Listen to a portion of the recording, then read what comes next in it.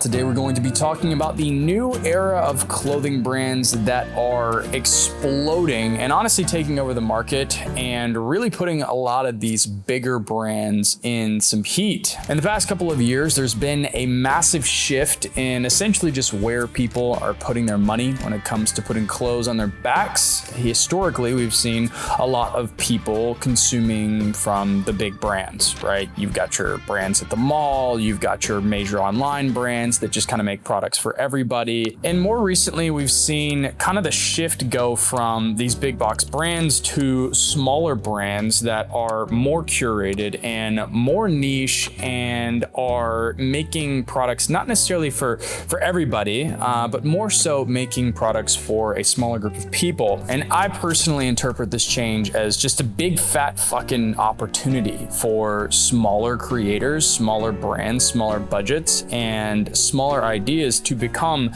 big opportunities for whoever decides to take action on those ideas. Now, first, let's talk about why this whole shift is happening. Now, the first major reason this change has happened is because clothing has become a symbol of identity for a lot of people, the primary symbol of identity. So essentially just labels that people can give themselves, especially since the internet has become a big thing and it's become a thing to essentially just subscribe to an identity or a lifestyle or an aesthetic because we're being perceived by basically everybody because the internet exists, TV exists, social media exists, and everybody is seen by thousands of people, really whether they like it or not. The second big reason I think this shift is happening is because AI has become so easy and accessible for creators to use that mock-ups and products are now easier than ever to create, which means that there needs to be a different angle to sell the products, right? Because if AI is making it easier to create products, the supply increases, but that doesn't mean that the demand increases, which means that in order to produce demand and actually get people to buy into what you're creating,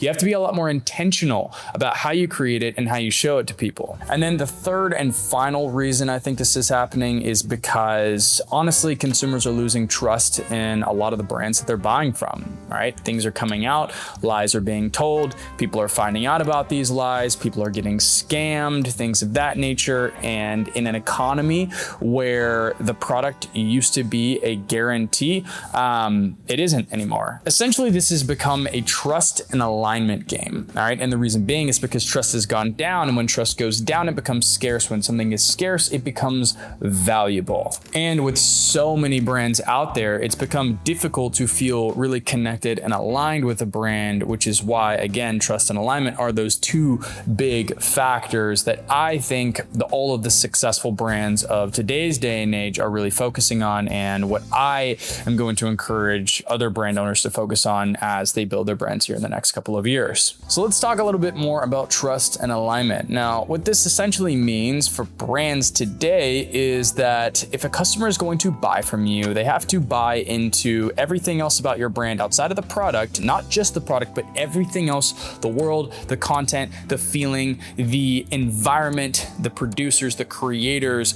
before they actually buy your product. And that is where the trust is established and in the alignment is understood. So essentially what I'm saying is that the edge is no longer the product. Yes, the product is the bare minimum requirement, the criteria, right, to get people to actually purchase from your brand, but the edge is no longer the product. The edge is actually the content and the world building. So essentially what these brands are doing is they are sending out a signal, and it is creating a homing effect that is hitting a very specific demographic of people harder and better than any other brand. And it's hitting them in a way that makes the signal absolutely irresistible, right?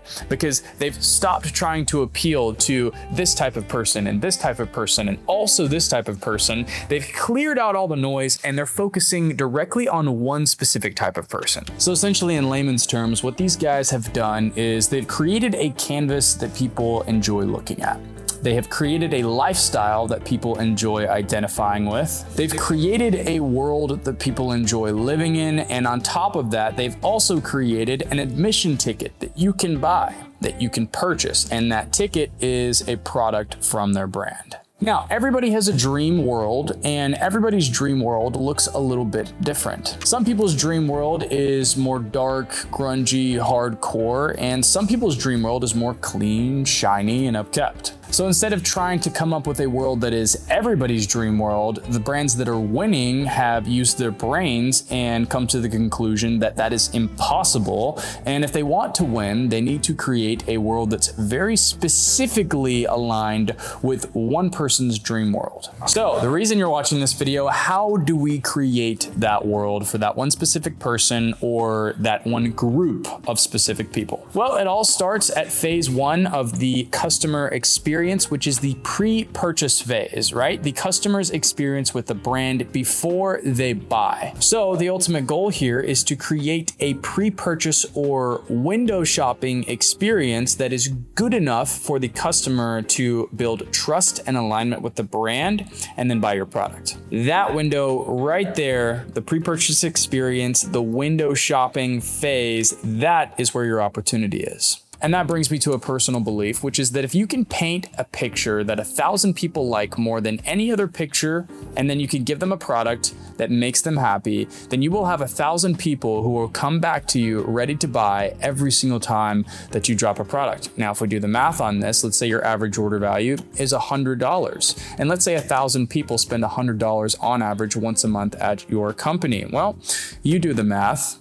Pretty simple. You got $100,000 coming in every single month, and that is a brand. That's a successful brand. And if you can sustain this over time, then you are bound to grow due to the customer's social experience and due to organic acquisition, word of mouth, user-generated acquisition, things of that nature, and this number will just compound over time. So the ultimate goal here is not to create a game-changing product, right? It's not to create the campaign of the year that attracts everybody's attention, right? The goal is to paint a picture that 1,000 people like more than every single other picture that every other brand is creating, and to deliver them an excellent customer experience. That right there, that one sentence is how you create a successful clothing brand.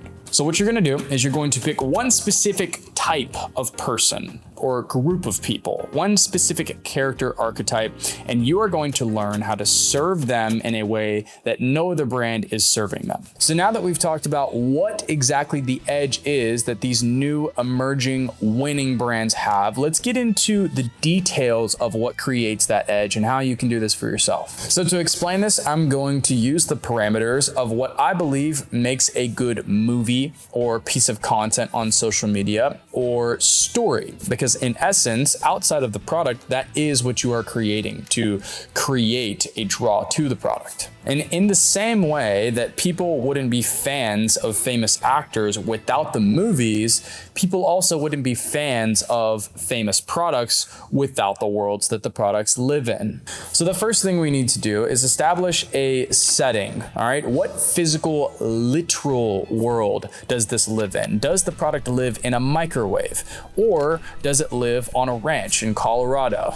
Does this product live on an iceberg in Alaska? Or does it live in a grassy field with a zebra and a giraffe in Africa? That is what I mean by establishing a setting. So for my brand Tame Psychotic, the setting is not going to be boxed into one specific setting, but more so a group of settings that are all aligned under one primary common denominator. So that common denominator for my brand Tame Psychotic is typically gritty imperfection, right? So motorcycle shops, barns, old houses, industrial warehouses, things of that nature. Now, the second element in this recipe to create this world is going to be a uniting interest or lifestyle. For my brand Tame Psychotic, it's mostly just vintage clothes, motorcycles, rock and roll, and outdoor activities. Those four are my bread and butter, and pretty much every single person that fucks with my brand or buys my clothes is going to have an interest in at least one of those things. Now, the reason this second element is so important in the recipe is because essentially what you're trying to do building a brand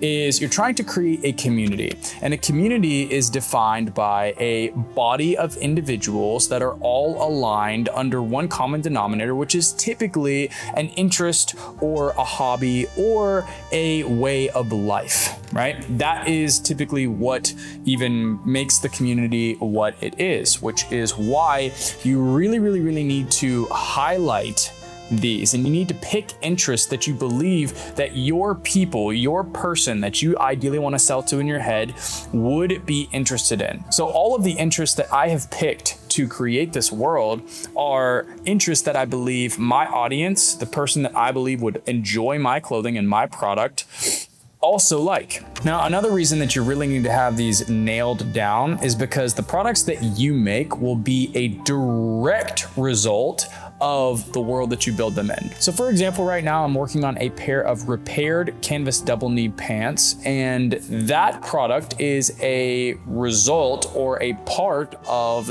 the style worn by people who enjoy vintage clothing and motorcycles, right? It's a very common pant worn by people who ride motorcycles. And before we move forward with the other elements of the recipe, another reason you really need to have these nailed down is because a lot of the content that you produced will be inspired by these interest, hobbies, or lifestyle components. Because at the end of the day, good content needs a narrative. Good content needs a style. Good content needs characters. Good content needs details. And these details, a lot of the time, will come from the lifestyle, hobbies, and interests that define your world. Now, moving on, the third element in this recipe, and maybe one of the most important, is going to be a person or people or type of person that inspires the brand, right? So what you need to do is essentially create a hero archetype, right? If you could have one person be the front man of your brand, right? Who would it be?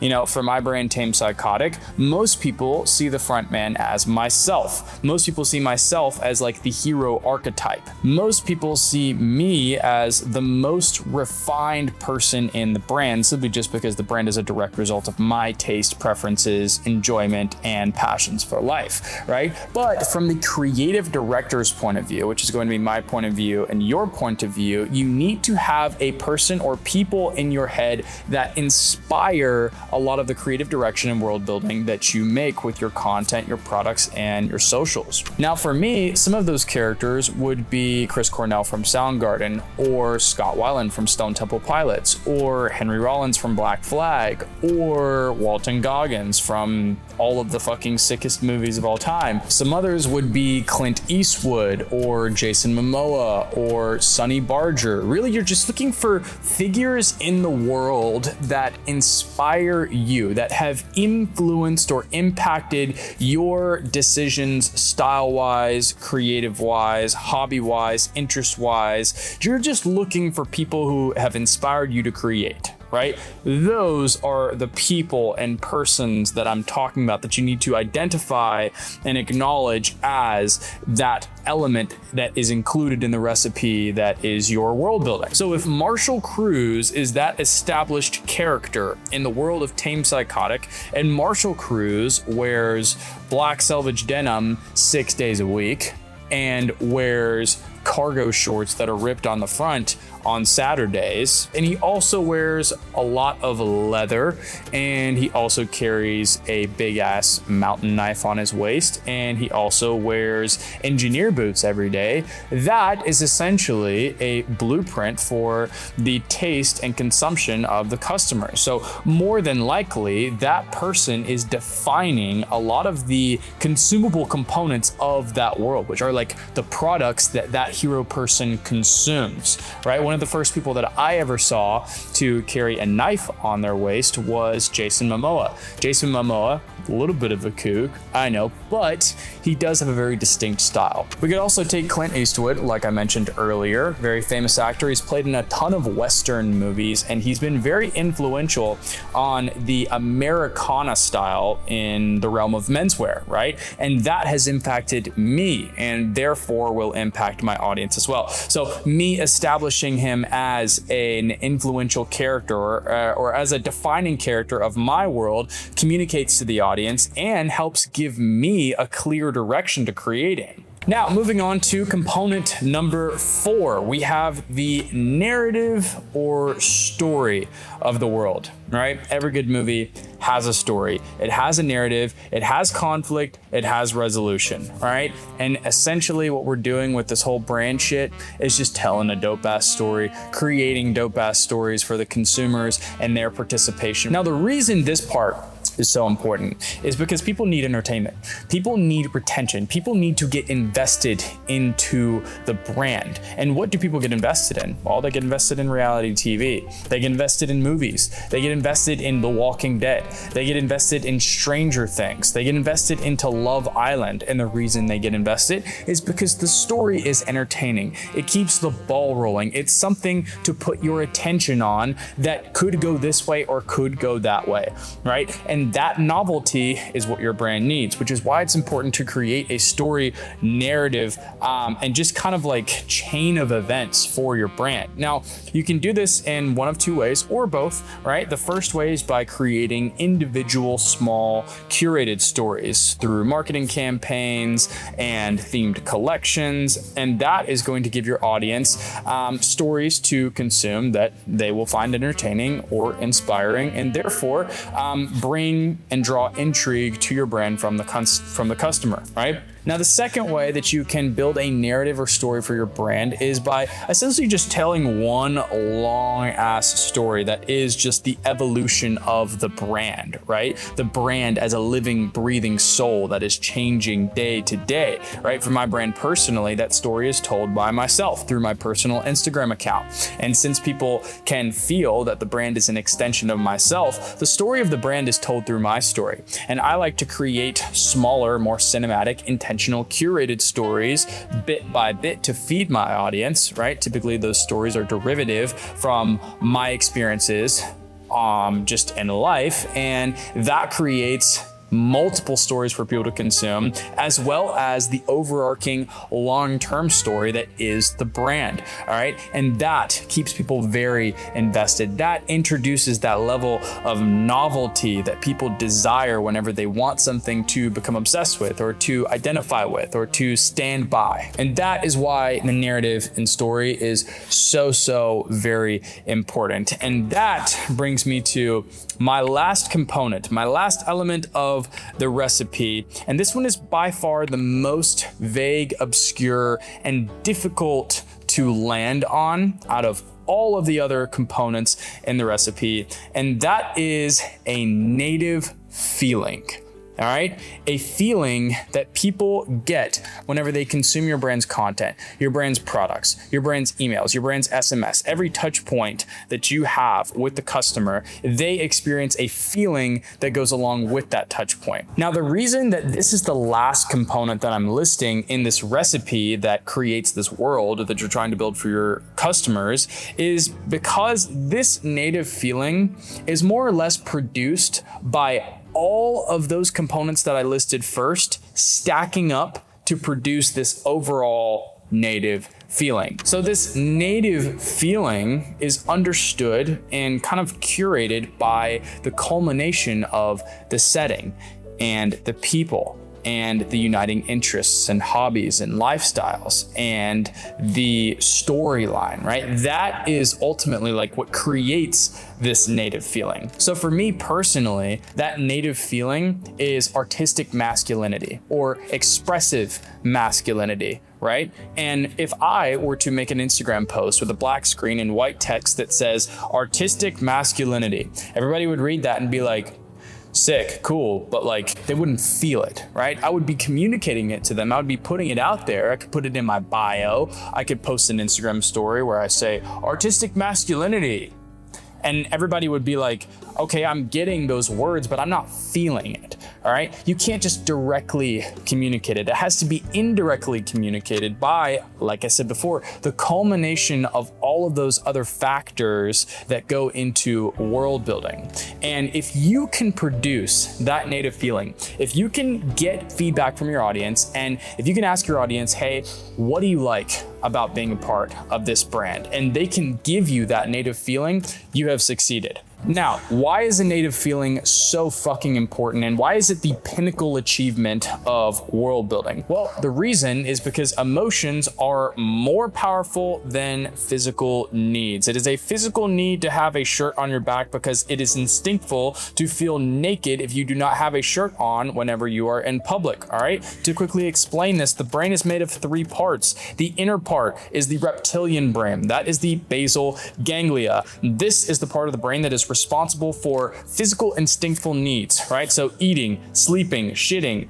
pissing, and having sex. That is your reptilian brain. Then you have the next layer. This next layer is called the limbic system. This is your mammalistic brain. I don't know if that's a word, but basically it's the part of your brain that can produce emotions, right? That's kind of like the soul. And then the third part of your brain is the neocortex. The neocortex is kind of like the computer or the mind, all right? But what we are highlighting here is that humans have a limbic system, right? And that limbic system is what makes us special. That's what makes mammals special. That's why you'd rather have a dog for a pet than a snake for a pet, because a dog can feel emotion and a snake cannot. And that is where humans connect. Humans connect with the neocortex and the limbic system, which is your mind and soul, like your brain and your soul. Yes, we connect with the body, but every animal connects with the body, all right? What makes it special for humans and mammals is that we connect with the soul, and that is what you want to achieve. That is the native feeling that you're trying to conjure up, right? That's what you're trying to create, and that is why it is so fucking impactful whenever you're creating communities and whenever you're creating real advocacy and investment from the customer into your brand. Now, before we talk about how exactly to pick these elements accurately to best stand out, I want to talk about cult-like activity. It has almost this psychosis, kind of unreasonable investment in whatever that uniting factor is, right? And that's why typically the concept of cult is used like in horror movies and movies like Midsummer and shit like that, right? It has this creepy kind of connotation to it. But in this instance, we are trying to create a cult-like brand. And what I mean by that is we're trying to create a community that is so strong that the investment goes deeper than just the physical need for a shirt on the back. Okay, that's what I'm trying to create. Okay, and a cult can be a good thing or a bad thing. I would love to have people all emotionally invested in embracing their expressive masculine self. And that just goes into my core beliefs. If the entire male population was invested in becoming their most artistic, expressive, masculine self, then I truly do believe the world would be a better place. Okay, and some people may have differing opinions on that, but that's my opinion. And if you don't share that opinion, then you don't have to come and fuck with the brand. But if you do share that opinion, then I hope that you would come and fuck with the brand, all right? So essentially what you're looking to do is to create a native feeling that kind of pulls people into your brand to get involved in your brand and participate and advocate in your brand in a cult-like fashion. And what creates cult-like energy is emotions. What creates cult-like energy is an actual internal feeling in your limbic system, right? That you feel that goes beyond just like, oh, I have to pee, or oh, I'm hungry. All right, it's a feeling that maybe can come and go. It's a feeling that maybe can evolve over time, intensify or soften over time. That is essentially what you are looking to speak to when you're creating a brand and you are intentionally building a world that is meant to make impact. It is meant to produce cult-like community and kind of synergy between people and between the creator and the consumer, the product and the consumer. So now that we've covered the 5 major components in the recipe for a great world for your brand, now the challenge is to accurately pick them. How do you accurately and effectively pick the components that make up the world that we're trying to build for your brand? Well, there's a couple different answers that gurus and brand owners will give you, but in my head, there's really only one correct answer. And the one correct answer is that the only place to find the correct components to make up your world is within yourself. Now, the reason I say this is because I'm speaking from the perspective of a creative director, not an e-commerce operator. My goal is not to find a product that will make me millions of dollars. My goal is to find a group of people that have not been served and find a way to serve those people and to make them feel seen and heard, and to give them products to consume that make their life better. And my preference is that those folks are people like me. Now, most creative directors will share this perspective, and whenever I say creative director, I'm primarily referring to somebody who is coming up with the designs, the content, the world building, and basically the entire visual language of the brand. I'm speaking to creators, like creative people who want to build a brand, not just because they want to put money in their pocket, or they want to have an e-commerce business, or they want to hear Shopify notifications, but people who want to build a brand because they want to make an impact on the world. They want to fulfill themselves creatively, and they want to have freedom to do what they want to do for work and do what they love. Now, if that sounds like you, then my greatest encouragement would be to begin practicing self-awareness, self-discovery, and really get introspective into who you are, who you have become, who you used to be, and who you aspire to be. All right. Essentially, you are the hero customer for your brand in the best case scenario. Now, if you're a creative director for another brand, then you will have to exercise creative acts outside of your internal source, right? You're going to have to be exercising creative acts for somebody else. And if you're doing so, then you need to understand who the person creating the brand is. And if that person is you, which is best case scenario, then you're in luck because you know yourself better than anybody else does. And if you can get really familiar with yourself, then you can tap into a source of exclusive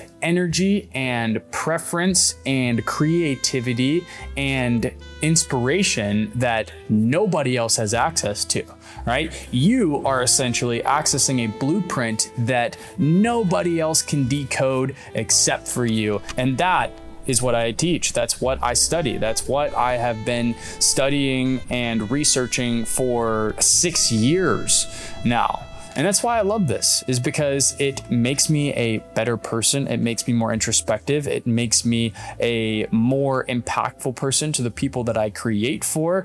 And honestly, it's selfishly satisfying because essentially I'm just creating content and products that make my life better, that make my world a little bit easier to live in, and that make the atrocities of life a little bit more tolerable. And my task is to essentially just do that for people who are like me, right? Do the same thing I'm doing for myself for people that are like me. All right. So if you want to find those 5 components, I built something called the 18 question framework. And essentially it is a self-exploration exercise where you are going to answer 18 questions, and preferably you're going to answer them in depth, and you're going to really try and exercise some introspection and self-awareness here. And essentially the software that I've created, which is free, and you guys can access it in the link in the description, it will essentially spit you out kind of my interpretation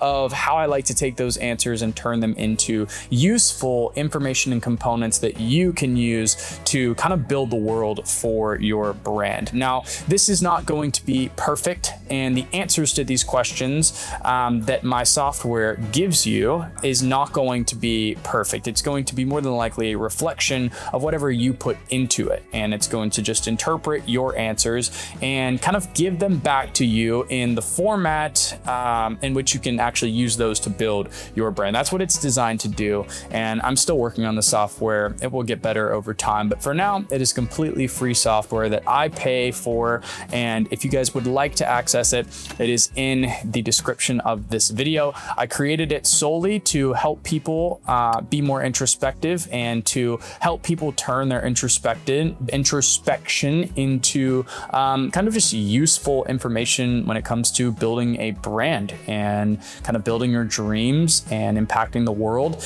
in a way that you would feel impacted and in a way that you'd like to see it done. So I created this to do my part in making the world a better place place specifically for creatives. I am just learning. I am no expert. I am no world authority on any of this shit. I am simply just sharing what I'm learning as I am learning it and getting results from execution and encouraging other people to execute, hopefully with the, context and information that I can provide.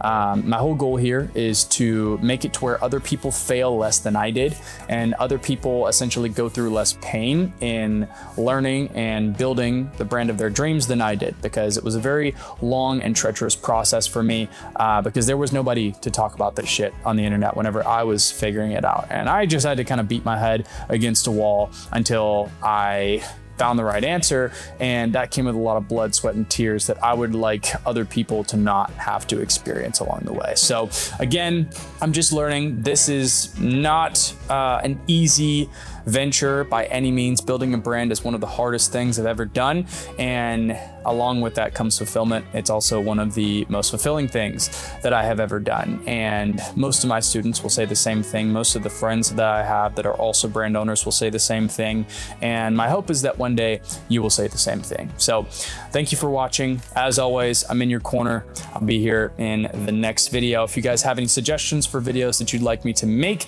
drop them in the comments. I'm kind of thinking, since we covered world building in this video, maybe we cover product building in another video. So let me know if you guys think of that. And until next time, I see ya.